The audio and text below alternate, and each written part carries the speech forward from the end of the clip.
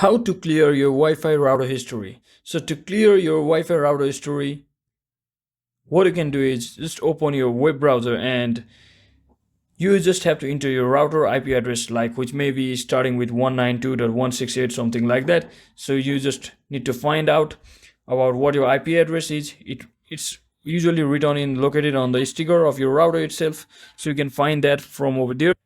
So once you find that, you just make sure log into your admin panel, and you usually have to navigate to the section called logs or system logs, as you can see. So just click on the clear logs from option from there and just delete your router's history. You might as well need to consult with your router's manual to find the exact location of log clearing function. So make sure first step you find out your router's IP address, which is located on the sticker of your router. You might see it on your back side or left side of your router. So once you access your router settings, open up your web browser and enter IP address just like I said before. And once you log into your router with your username and password, usually starting with the admin panel, it is usually admin or admin passwords like that.